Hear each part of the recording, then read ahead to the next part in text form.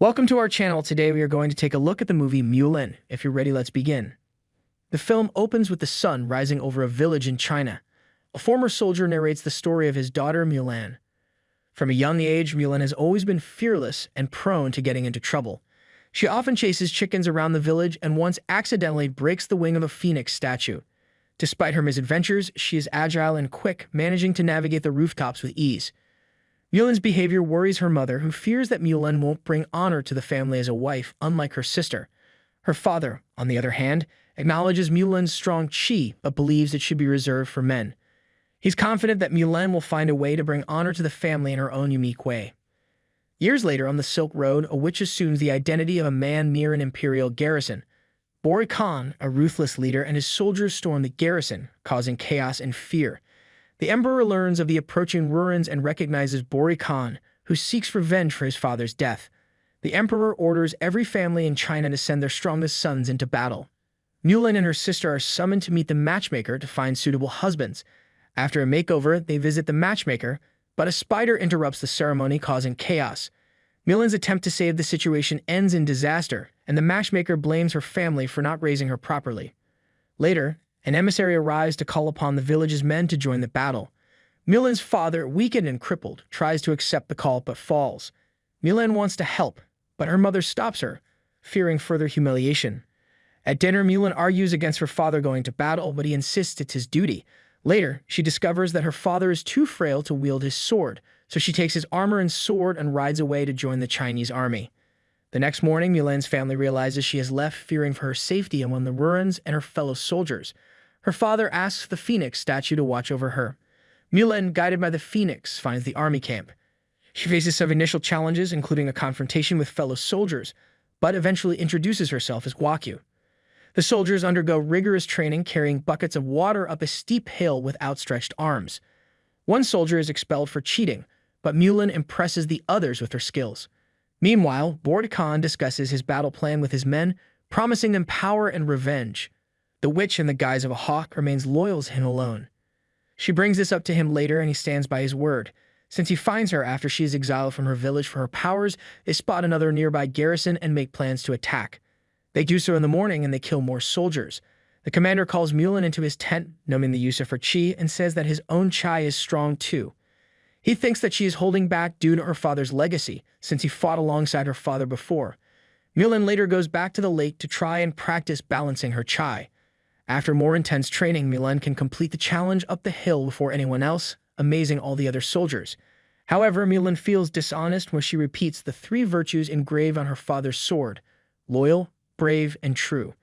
She returns to the commander's tent with the intention of revealing herself, but he thinks she is just nervous because they are heading into battle against the ruins the next day. The commander also suggests that when the battle is over, he would like to introduce her to his daughter. Mulan later spends time around the fireplace with her fellow soldiers to give them inspiration. The next morning, the soldiers gather as the ruins approach, and they head into battle with a small team of ruins taking out the charging Chinese soldiers, except for Mulan. Although she manages to kill some ruins, she is found by the witch, who knows that she is lying. After a brief fight with the witch, Mulan escapes her clutches and then decides to follow her words. She undoes her armor, lets her hair down, and returns to battle stronger and more capable. The witch transforms into a flock of crows that attack the soldiers. When they shield themselves together, the ruins use this against them by hurling fireballs at them. With a catapult, severely taking out many of them, thinking quickly, Mulan rides her horse around the ruins and tricks them into thinking the soldiers snuck up behind them. By using their helmets mounted on spears, the ruins launch a fireball in that direction, only to hit a mountain and cause an avalanche. The ruins are wiped out, while the remaining soldiers just barely make it out alive. After the snow has settled, Mulan emerges to reveal herself to the soldiers as a woman.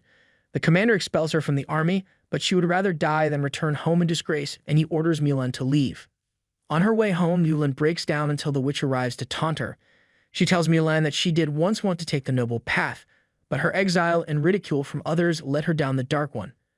The witch tries to get her to join forces, telling her that Khan is heading toward the imperial city to kill the emperor and not heading down the Silk Road, as the commander was led to believe. This encourages Mulan to head back to warn the soldiers. She catches up to them on their path and tells the commander about Khan's true plans. Although the commander is not ready to listen to someone who lied to him, the other soldiers believe in Mulan. The witch makes it to the imperial city by assuming the guise of the emperor's chancellor and claims that Khan wants to challenge him to a personal duel. The emperor blazes and heads out to fight. Meanwhile, Mulan leads the soldiers into the imperial city by attacking the ruins. The commander orders the soldiers to fight but to guard Mulan, so she makes it to the emperor. At the same time, the emperor fights off some ruins before ultimately being ambushed by Khan and his men, leading to his capture. Mulan makes it to the palace but only finds the witch.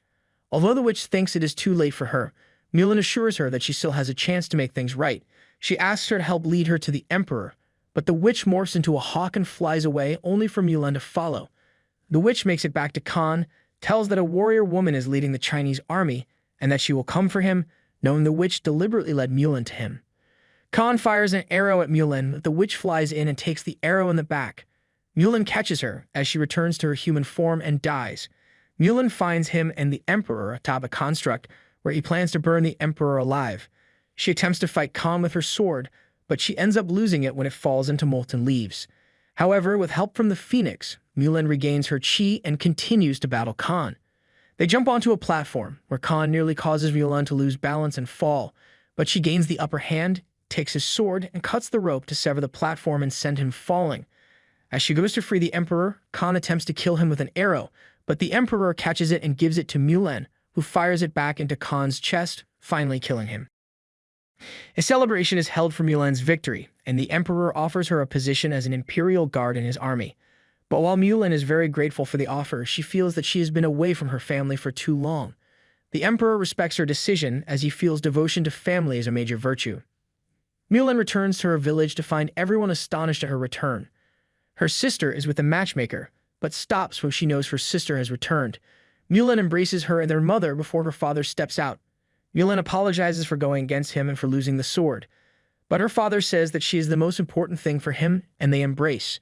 Soon, the commander arrives with other soldiers to inform Mulan's family and the rest of the village about her hand in saving the emperor and the imperial city, leading everyone to cheer and the matchmaker to faint.